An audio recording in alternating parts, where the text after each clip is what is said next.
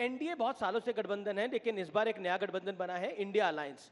लेकिन वो बनने से पहले ही लड़खड़ा गया। आपको इंडिया अलायंस कैसा दिखता है, क्योंकि महाराष्ट्र में एक बड़ी चुनौती है? मैं अपने पार्टी को और अपने अलायंस को देखता हूँ। मेरी एक फिलॉसफी ऐसी है जो मैं अक्सर लोगों को बताता हूँ कि दो रेशाएं, एक आपकी और दूसरे की है। दो मार्ग है रेशा बड़ी करने का, एक तो अपनी बड़ी करो या दूसरी की पूछने का काम करो। जी। तो मैं अक्सर इस बात पे विश्वास रखता हूँ, अपनी बड़ी करो। और 10 साल मोदी जी के नेतृत्व में हमारी सरकार ने जो कुछ काम किया है, जिसका लोग अनुभव लेते हैं। अभी मैं आ रहा था तो मेरे ट्विटर पर ये द्वारका एक्सप्रेस हाईवे बना, जी। तो इतने लोगों में खुशी है कि इतने लोगों की प्रतिक्रिया मुझे प्राप्त हुई। तो हम 10 साल में जो हमने काम किया है उस सरकार में, मोदी जी के नेतृत्व में, उसके भरोसे हमें सफलता हासिल होगी। हमें अपने पॉजिटिविटी और अपने काम को लोगों को बताना है। हमको बाकी निगेटिव बातों में जाने की कोई आवश्यकता ही नहीं है। एक और सवाल है, मराठा समुदाय को 10% अलग से आरक्षण देने की बात है। उस विषय को लेकर पॉलिटिक्स भी हो रही है, लेकिन एक सोशल डिमांड भी है। उसको आप कैसे देखते हैं? क्या ये मुद्दा भारतीय जनता पार्टी के लिए, आपके गठबंधन के लिए महाराष्ट्र में एक बड़ा पॉलिटिकल चैलेंज होगा इससे निपटना? नहीं, मुख्यमंत्री जी ने ऑलरेडी उनसे बातचीत करते हुए इसका जी। समाधान ढूंढा है। अब ये विषय नहीं रहा है। आप कह रहे हैं ये विषय नहीं है अब, लेकिन चुनावी बॉन्ड तो विषय है, उसको लेकर बहुत सारे सवाल जवाब हो रहे हैं। राहुल जी ने तो कह दिया ये बीजेपी का सबसे बड़ा चुनावी घोटाला है। मुझे लगता है कि अभी भी सुप्रीम कोर्ट में चर्चा हो रही है। सुप्रीम कोर्ट में जब ये मैटर सब जुडिस है तो उसके ऊपर कोई टिप्पणी करना कंटेम्प्ट ऑफ कोर्ट होगा। आप भी मत करिए, मैं भी नहीं करता। नहीं, मैं उसके तो ऊपर सवाल ज़्यादा बोलना उचित नहीं होगा। नहीं नहीं, इसमें एक इत्तेफाक भी है कि अधिकतर जो बीजेपी को चंदा मिला है उन पे इंफ्रास्ट्रक्चर कंपनियां काफी सारी। अब ये इत्तेफाक देखो, है। एक बात मैं आपको बता सकता हूँ जी। कि मैं 10 साल में 50 लाख करोड़ रुपए के काम अवार्ड कर चुका हूँ।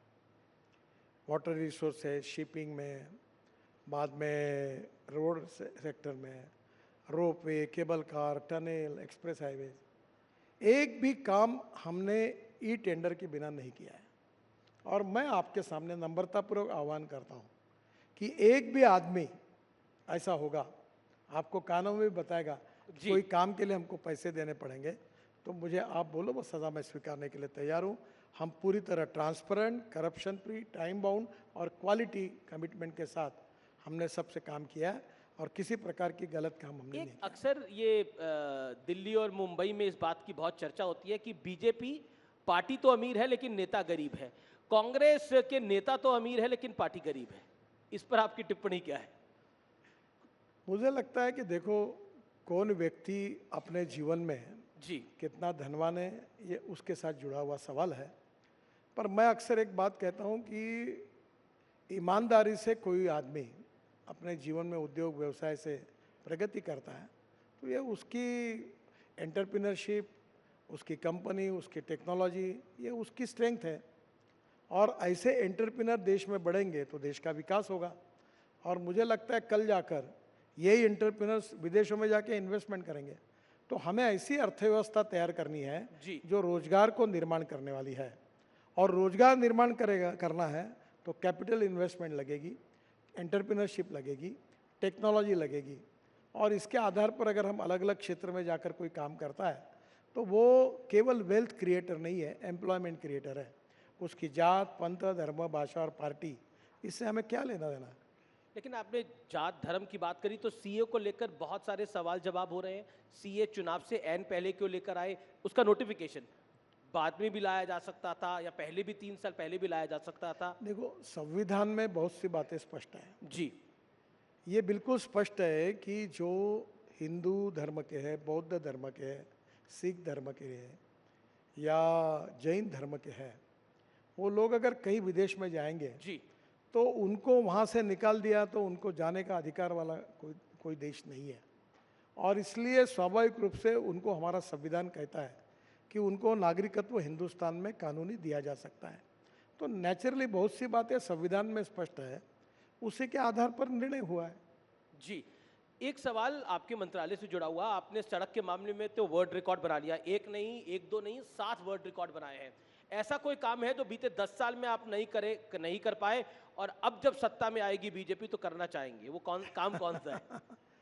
देखिए, अभी तो रोड कंस्ट्रक्शन में हम 36 ग्रीन एक्सप्रेस हाईवे बना रहे हैं जी और करीब 284 किलोमीटर हम 2 लाख करोड़ की टनल बना रहे हैं और कश्मीर से कन्याकुमारी तक एक्सप्रेस हाईवे बन रहा है हमारा, लगभग दिसंबर तक पूरा हो जाएगा।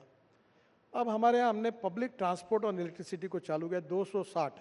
जी हम रोप वे, केबल कार, फेनिकुलर रेलवे बना रहे हैं। अब प्रधानमंत्री जी की सोच ये है कि हम 100 साल जब पूरे करेंगे तो उस समय हमारी विजन क्या होगी। तो public transport on electricity, water transport, जी जैसे मैं जब शिपिंग मंत्री था तो मुंबई में नया एयरपोर्ट बन रहा है, नया मुंबई में, तो मैंने बीपीटी के तरफ से एक रिपोर्ट तैयार की है कि मुंबई के किसी भी दिशा से 17 मिनट्स में आप एयरपोर्ट जाएंगे। और नए एयरपोर्ट पर जेटी भी बनाई है, जी जैसे टैक्सी है, एयर टैक्सी है, वैसे वाटर टैक्सी बनाई। जी और ये वाटर टैक्सी से आप वसई विरार से लेकर तो नरीमन पॉइंट से लेकर आप केवल 17 मिनट्स के अंदर नए एयरपोर्ट पे पहुंचेंगे। आपको इटली में एक वेनिस करके शहर है, जी जहाँ हम होटल में उतरकर पानी में ही अपना सामान रख के डायरेक्ट एयरपोर्ट पे उतरते हैं। तो उसी प्रकार की कल्पना है। तो पब्लिक ट्रांसपोर्ट में एम्फीबियस सी प्लेन मैंने प्रयोग किया था कि पानी पे उतरा हवाई जहाज। जी तो ट्रांसपोर्ट सिस्टम में काफ़ी बड़ा रिवोल्यूशन होगा और विशेष रूप से इंडिजिनस फ्यूल के आधार पर पब्लिक ट्रांसपोर्ट में जैसे बड़ी बस है। तो मैं अभी बेंगलोर में स्टडी कर रहा था कि हमारे यहाँ बेंगलोर में हवा में चलने वाली डबल डेकर बस, उस प्रोजेक्ट को हम स्टडी कर रहे थे कि जो ऊपर के ऊपर चले, क्योंकि रोड बड़ा नहीं कर सकते। तो अब नेचुरली मेट्रो की कॉस्ट पर किलोमीटर 350 करोड़ आती है और मैं जो टेक्नोलॉजी की बात कर रहा हूँ 20 से 25 करोड़ रुपए आती है। तो नए नए टेक्नोलॉजी का उपयोग करके अभी ये धौला कुआं से मानेसर तक बीच में ऊपर में पॉन्ड सिस्टम का भी हमने बीच में स्टडी किया था। तो ये नई नई जो टेक्नोलॉजी है ट्रांसपोर्ट सेक्टर में, वो भविष्य की टेक्नोलॉजी है और उसके बारे में हमारे यहाँ कुछ अध्ययन भी हुआ। हम 670 रोड साइड एम्यूनिटीज बना रहे हैं। जी पर मुझे अगर पूछोगे तो एक काम कौन सा करना चाहते हैं आप मैं 2024 में? एक काम इन सब में सबसे अच्छा कोई कर सका जी तो 2014 में जब मैं मंत्री बना तो 1 करोड़ लोग आदमी आदमी को खींचने का काम करता था। एक तो साइकिल रिक्शा था या जी। कंधे पे लेके आदमी धोने का काम का, बिहार में, बंगाल में, नॉर्थ ईस्ट में। मैंने मैकेनिज्म ड्रिवन ई रिक्शा लाया और आज मुझे खुशी है कि 1 करोड़ लोग जिनका शोषण हो रहा था उनको मुक्ति मिली और अब ई कार्ट और ई रिक्शा चला रहे और उनको एक प्रकार से मानवीय शोषण से मुक्ति मिली। तो जी, मैंने जी। बहुत express highway, tunnel, road, bridges बनाए, पर ये काम जो है ये मेरे लिए सबसे अच्छा है। समझो। आपके दिल के करीब है, लेकिन एक राउंड हमारे दिल के बड़ा करीब है और ये फोटो राउंड है और इसमें कुछ तस्वीरें आएंगी और आपको उसका रिएक्शन दे रहा है और मुझे भी पता नहीं है फोटो कौन कौन सी लगाई है इन लोगों ने। पहली फोटो देख लेते हैं कौन सी आ रही है।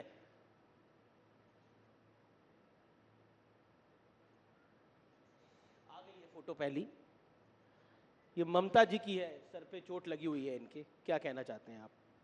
अब उनका एक्सीडेंट होगा इसलिए बैंडेज लगा होगा। जी अगली फोटो देख लेते हैं कौन सी आ रही है।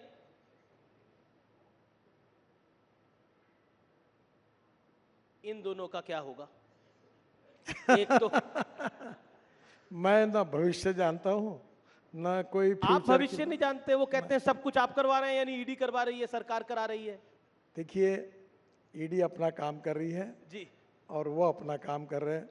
हम अक्सर इस बात पे विश्वास रखते हैं कि हमारा भविष्य भगवान के हाथ में है। आपका नहीं, बिल्कुल भविष्य तो भगवान के हाथ में, लेकिन इनका भविष्य क्या है? मुझे मालूम नहीं। आपको मालूम मैं नहीं। भविष्य वेत्ता थोड़ी हूँ, ठीक इसका है। क्या होगा मुझे क्या जी पता। अगली तस्वीर देख लेते हैं कौन सी आ रही है। अब ये इंडिया अलायंस है मुंबई में, आपके घर में ये सब एक साथ आए थे, इनका भविष्य क्या दिख रहा है आपको? देखो, इनका भविष्य अच्छा है ही नहीं। नहीं है अच्छा।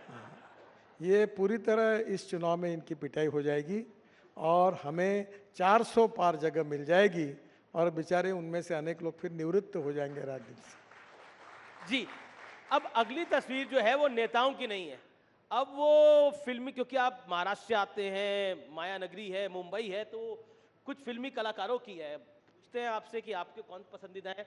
Next please.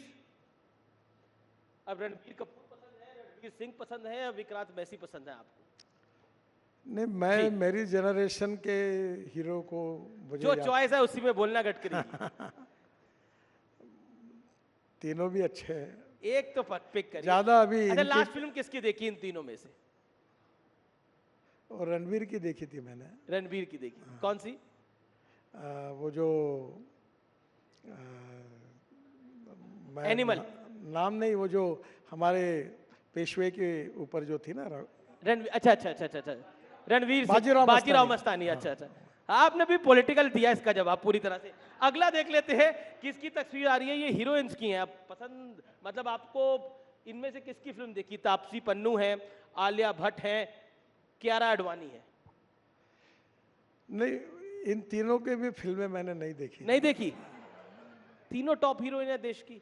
देखो एक बात बताता हूँ, ये जनरेशन के हीरो हीरोइन अलग अलग होते हैं जी।